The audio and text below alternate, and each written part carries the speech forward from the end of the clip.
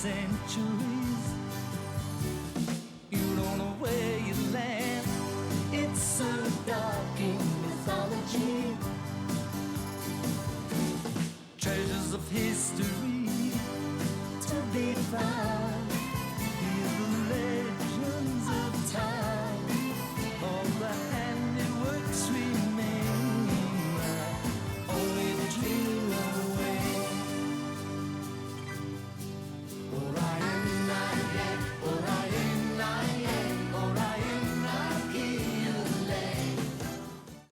Philip Hinchcliffe was removed as producer after season 14. There had been long-term conflicts between Hinchcliffe and Mary Whitehouse. She was the self-appointed head of a media watchdog group who was severely opposed to Doctor Who being entertaining. Even though Doctor Who's ratings were the highest it had ever been, she eventually won, and the BBC sent Hinchcliffe off to produce some adult television. They brought in Graham Williams to replace him, and his style was a little bit different. But like usual, it'd take a while for his style to really crystallise on television. What was his style? Well, turning Doctor Who into something that vaguely resembled a sitcom. Season 15 ran from the 3rd of September 1977 until the 11th of March 1978. It opened with my favourite Tom Baker adventure, the 4-part Horror of Fang Rock. Not to be mistaken for the Paul McGann audio adventure, The Horror of Glam Rock. The TARDIS arrives in a lighthouse in the early years of the 20th century, just in time for a Rutan to arrive and start killing and impersonating people. And due to the killing, it's going to eventually run out of people to impersonate. The Rutans were mentioned in many more episodes than they appeared in. To date, this is their only appearance. They kept being mentioned because they are the alien race that the Sontarans were locked in a millennia-long war with. I can't recall them being mentioned in the new series, which I feel kinda makes the Sontarans less three-dimensional.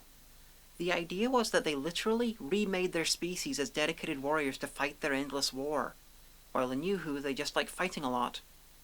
So what are the Rutans like? They're deliberately as far removed from the Sontarans as possible. They're ethereal, blobby things that fly and possess people. Leela's eyes change colour from brown to blue in this story because she looked into a massive explosion. It was a hand wave away because Louise Jameson had refused to come back if they forced her to wear brown contact lenses again. This is one of the most grim and dour stories of classic Who. No one survives this story except for the Doctor and Leela. Just this once, Leela! Everybody dies! It's not the best story, it's not the cleverest, it's not the scariest, and it's not the funniest. It doesn't best represent the Tom Baker era, but for some reason I love the Horror of Fang Rock. I can't quite explain it. The Invisible Enemy is a 4-parter and introduces K9. He'll go through 2 actors, 5 incarnations, and 3 spin-off shows before he's done.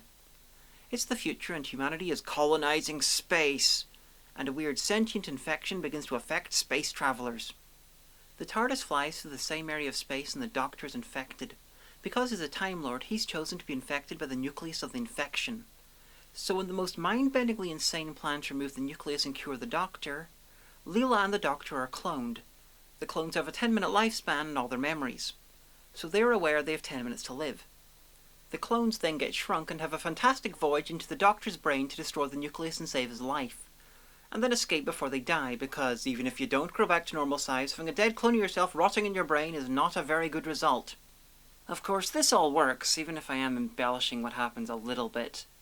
But only to make it more sane. But embellishment or not, it's still fucking insane.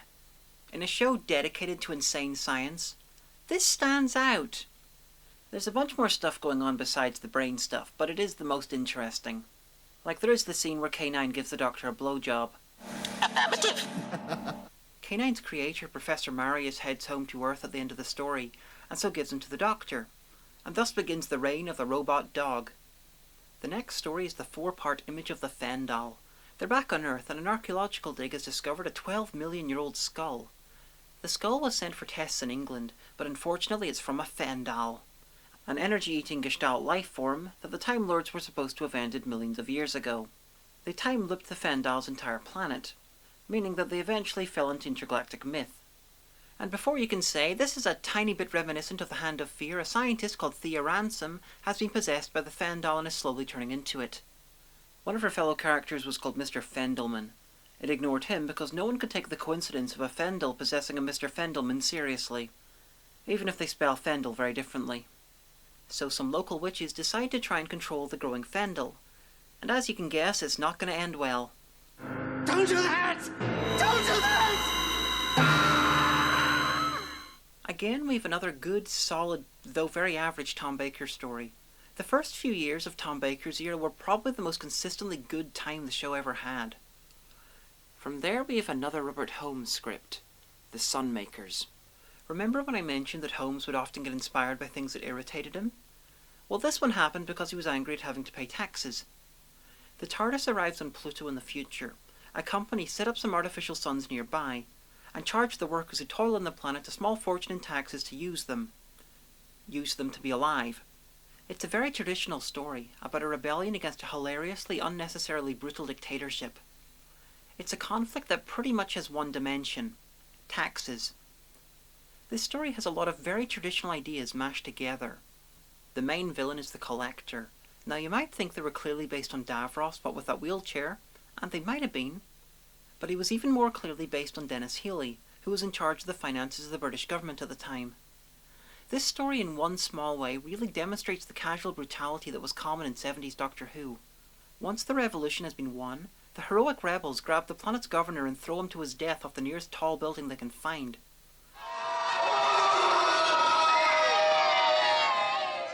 This, like most Robert Holmes scripts, is hilarious, dark, and flooded with bitterness.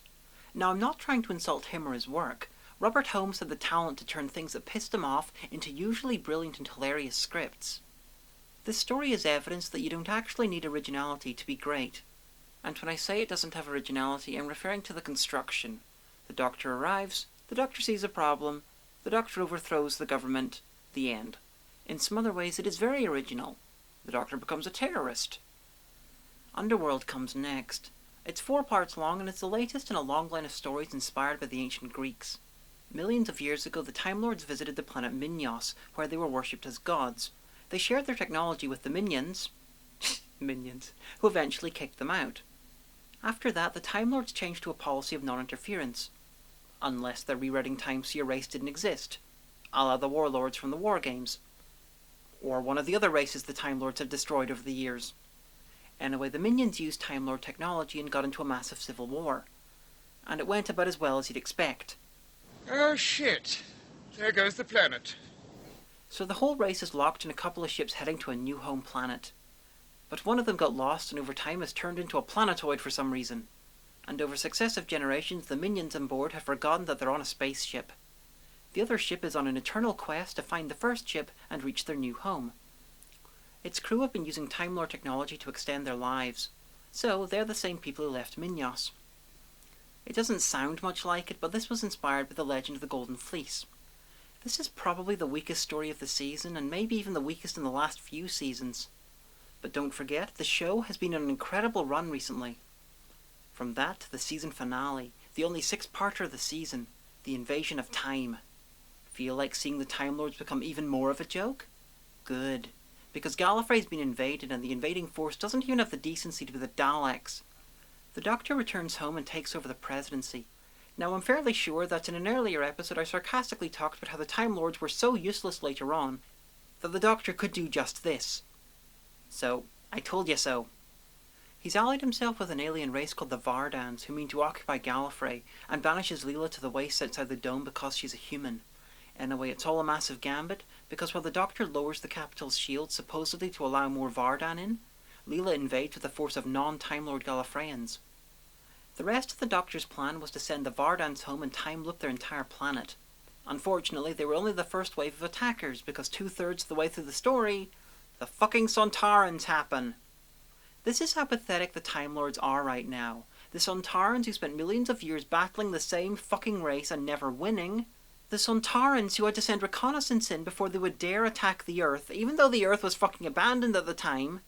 The Sontarans, who weren't even allowed to be part of the Time War because they're too shit, managed to plan and succeeded in invading the Time Lord capital. And they did it all while looking like this guy. I want him captured, intact, but unharmed. If the 2 Doctors didn't exist, I'd be ranting right now about how fucking terrible this makeup looks and how it couldn't possibly be worse. As it happens, the 2 Doctors does exist, and you'll be getting that rant in a few seasons' time.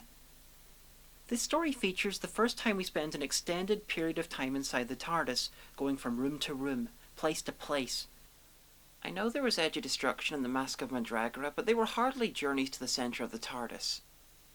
In story, it's because the Sontarans chase the Doctor and Leela inside. Unfortunately, the budget didn't stretch to, anything really, so they filmed stuff in a leisure centre. Leela leaves at the end of the story and takes K9 with her. So even though the Doctor received K9 as a gift in the Invisible Enemy, he happens to have several more, all with the same mind, in some boxes in the TARDIS. Louise Jameson wanted Leela killed off saving the Doctor, but the producers decided it would be much more logical for her to stay behind and marry a Gallifreyan guard that she had said about 2 words to and had no chemistry with. I was fine with that in The Green Death because they spent 6 episodes making Jo Grant and Clifford Jones's relationship somewhat believable. This, like the rest of the story, is fucking pathetic. Actually, it's not all pathetic. Most of the first 4 parts is good. If they'd ended it with the defeat of the Vardans, this would be at worst average. But the last 2 episodes fucking kill it. I was wrong about Underworld. Invasion of Time is the worst story this season. At the beginning of the season, we had Hinchcliffe's dark and brooding tone, but by the time Invasion of Time came along, it had completely shifted to the Graham Williams broad comedy tone. Could you imagine this happening last season? Even the sonic screwdriver won't get me out of this one. I hope you like this sort of thing. The show's going to be a lot like this for the next few seasons. Season 15 is like one long, slow shift in tone, and I would argue, quality. Don't get me wrong, the Graham Williams era has its good points. He just hasn't arrived yet. Join me next time for the first planned season-long arc of Classic Who, The Key to Time, the first Time Lord companion, and of course the introduction of Douglas Adams as head scriptwriter.